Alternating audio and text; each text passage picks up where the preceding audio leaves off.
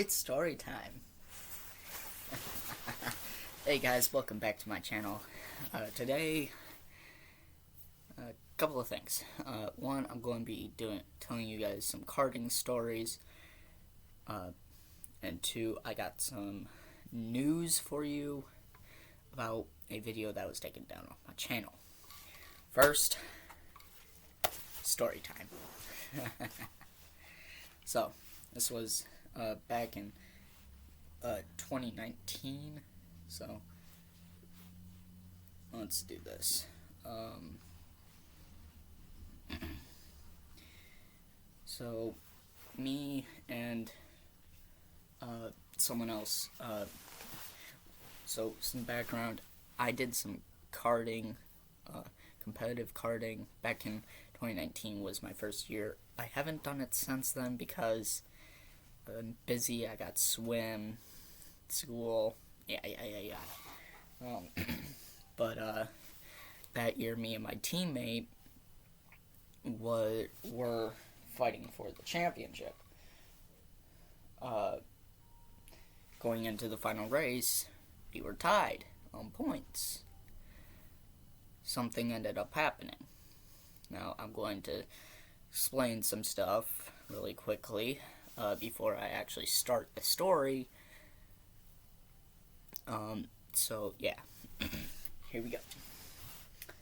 So, none of the characters I'm going to be talking about, other than myself, are actually real. The story, however, is real with some twists here and there, including my teammate getting knocked unconscious in the final race. After being checked on in the infield care center, he was released.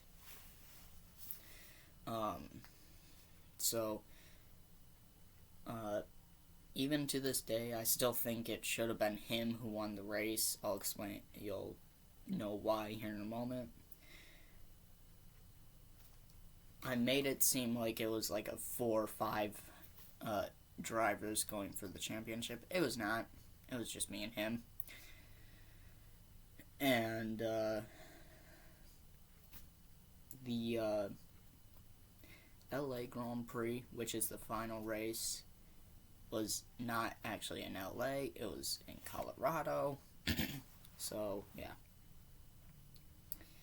I was not able to attend any other seasons, so I was not able to fight for another championship. My teammate had an injury to his head, so the U.S. The United States National Youth Karting Series would not allow his rejoinment to karting, and to this day he has never raced again.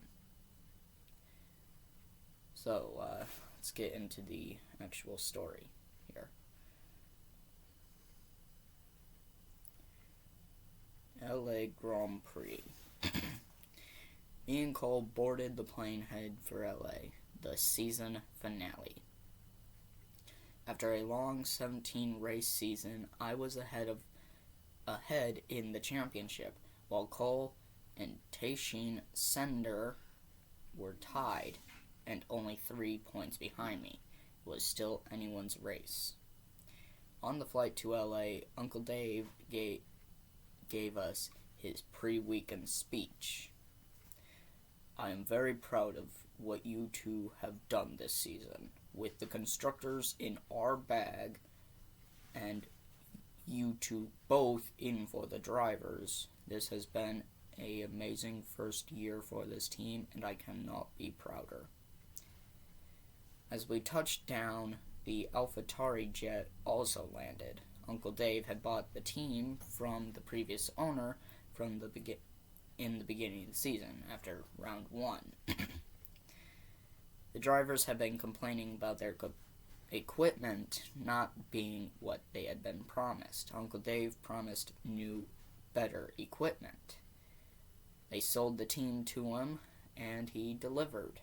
Me and Cole got along with the two AlphaTauri drivers, Nico Swelling who was German. Once again, these are fake names and everything. And Robert Destin, who was British. They felt like distant teammates to us.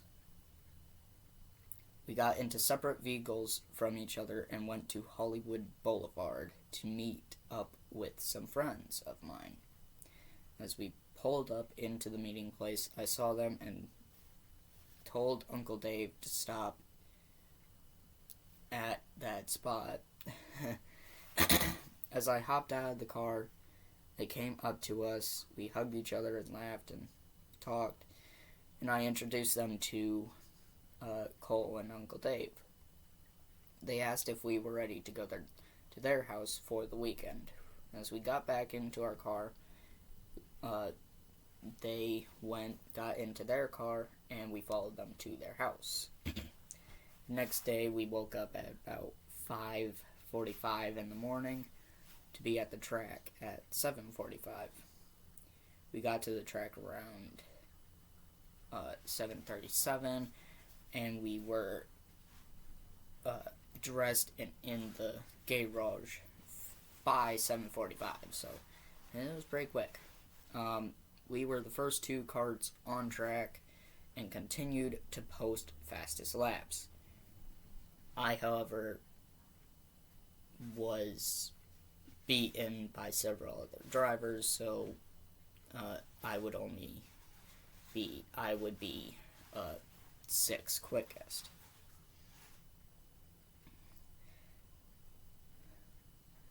And practice ends like around 12, so around 12 o'clock practice was over and the two heat races were set. 3 drivers, 2 heats, so 6 drivers to determine which of those 6 drivers starts first, second, third, fourth, fifth, sixth. The first heat was Cole, Nico, and Robert. I had myself, Tayshin, and the Mercedes car of Jake Russell. I watched as Cole and Nico went at each other. They continuously back and forth with the lead until Cole ended up winning the race, and he secured the pole position, basically meaning he's going to start first. So as my heat closed in, I heard some yelling going on around in the bus areas. I went over and I saw that the Japanese driver, once again fake name, so Guanyu Hirti, being attacked by some boys. At that time, I was not that strong. I'm still not that strong. So I was not going to just go in there and throw hands. So I went in, I calmly showed them that I was a driver. I pulled Guanyu out of that and back to his team's buses. By that point, the announcers were calling for my name, and if you don't go within a certain amount of time, you're disqualified and you have to start last. And they put another driver into your place. So I got there, and as I got into my car, Uncle Dave thanked me for the entire season, and he said that he would love a driver's championship from the driver who dominated the entire season. I told him to stand back and watch me work my magic. I fired the engine up, and we went going. We stopped in our starting grid squares, and waited for the light sequence. As soon as those lights turned off, I was like, boom, away I go. I won my heat securing P2. Points were offered to the top 3. This means Cole and me were now tied in points. Fake name, so don't be Googling anyone from this. So the points were myself at 129, Cole at 129, Tayshin at 125, Jake Russell at 119, and Nico at 119. So yeah, it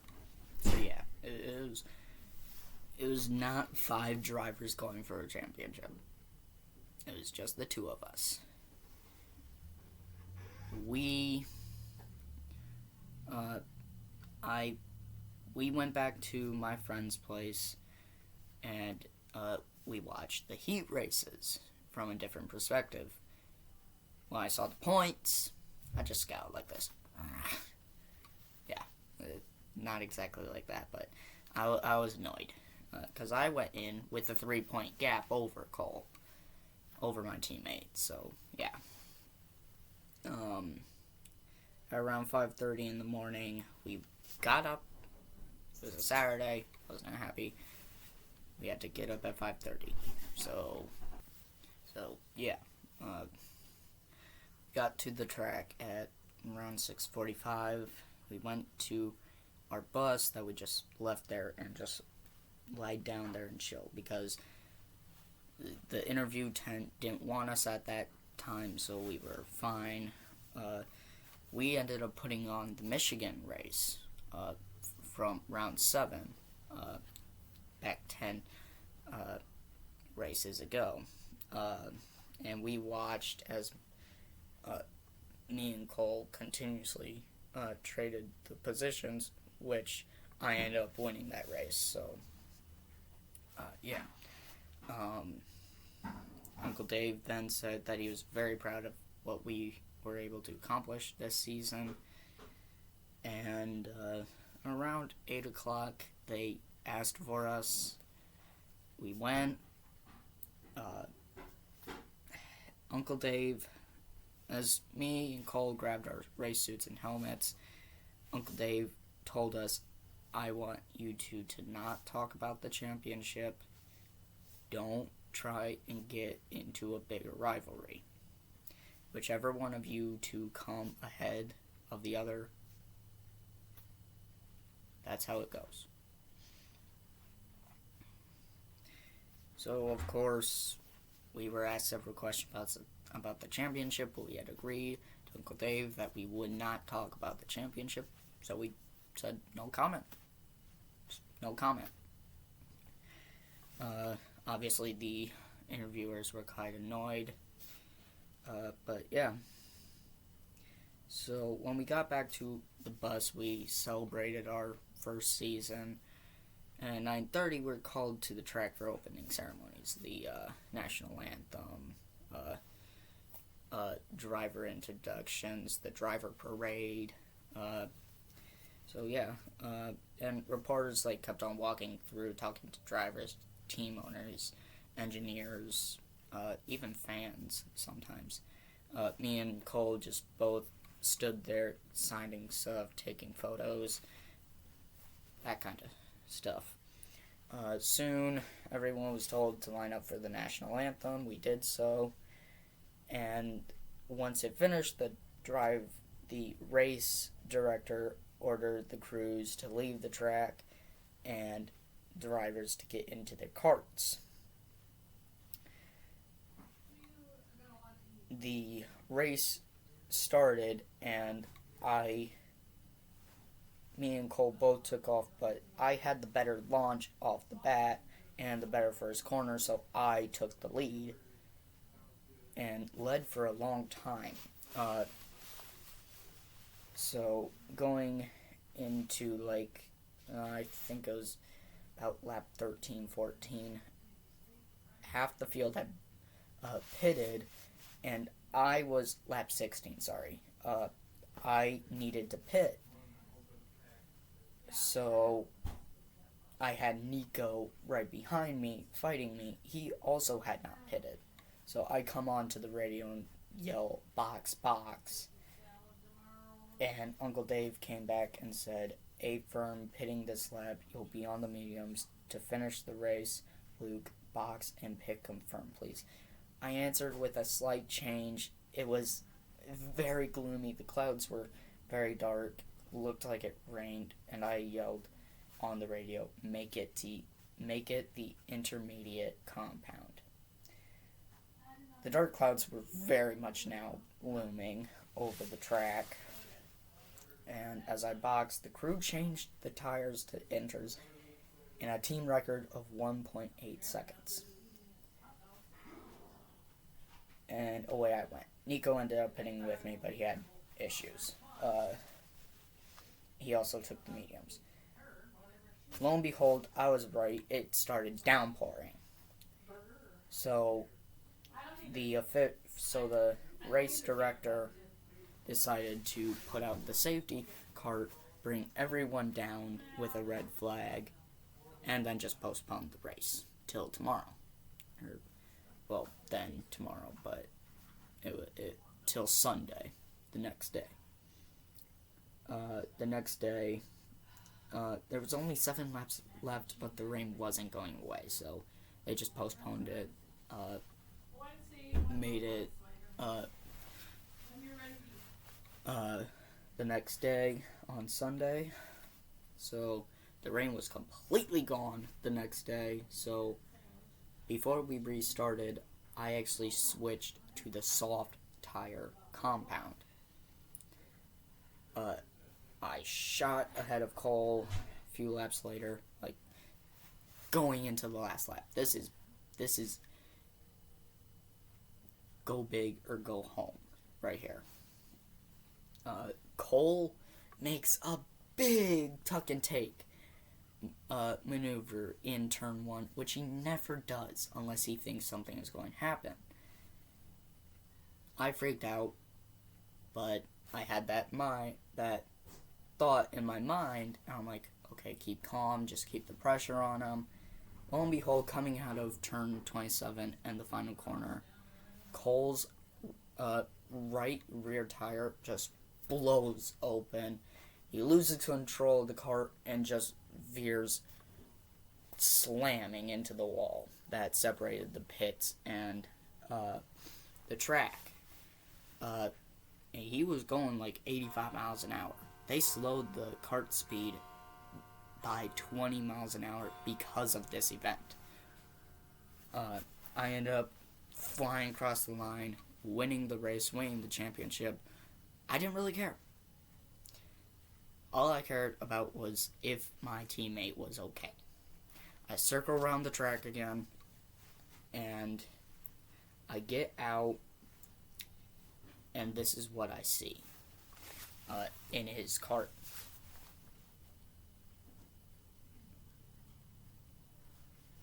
He was just limp. His head was dropped down, body motionless. I don't want to say what he looked like, but I'm pretty sure you guys get the idea.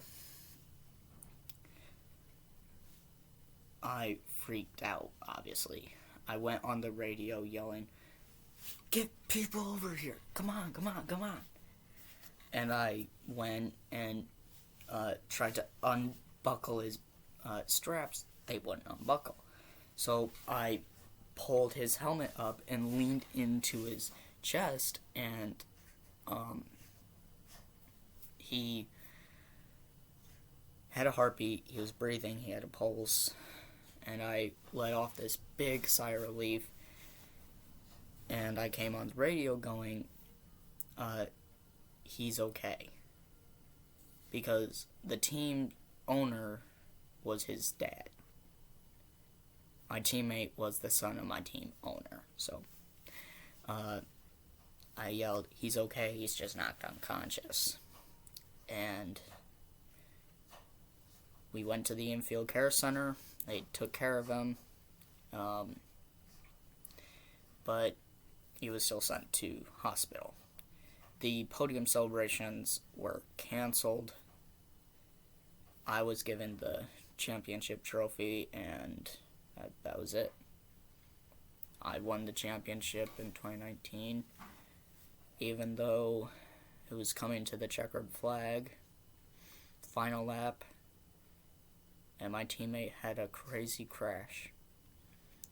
He is so lucky to be alive. Like, the cart, when it hit, it got into the air and flipped over. It was snapped in half. There was no repairing the cart, so luckily the cart can be replaced.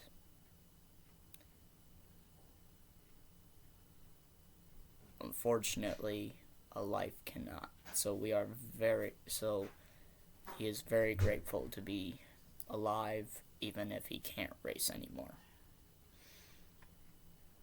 So, now that we are done with story time, it is serious time. As you guys know, if you watched one of my earlier videos, if you were able to catch it in time, I made a video the other day saying I would have a big giveaway when I get to 100 subscribers. That has been postponed. That giveaway. There will be something for 100 subscribers. My guess is it's going to be a sneak peek to the music video that is coming out August 23rd, 2022. So, this year. So, mark that in your calendars because August 22nd, 2022, that's when my music video is coming out. So, if I get to 100 subscribers before then I'm going to do a sneak peek. If I don't, then, well, I guess you're going to see the music video first, and I'll have to figure something else out for 100. So, yeah. Anyways, thank you guys for watching this video. Please like, subscribe, hit the little bell. Hit that little bell. Sorry, I forgot to do my voice. But yes, hit the notification button if you want to be notified when I post more new videos. Go ahead and watch this video right here, right there. Come on, click it. You know you want to. Subscribe to my channel, which is right here, or maybe down there. So, I will see you guys in the next video. See you guys later.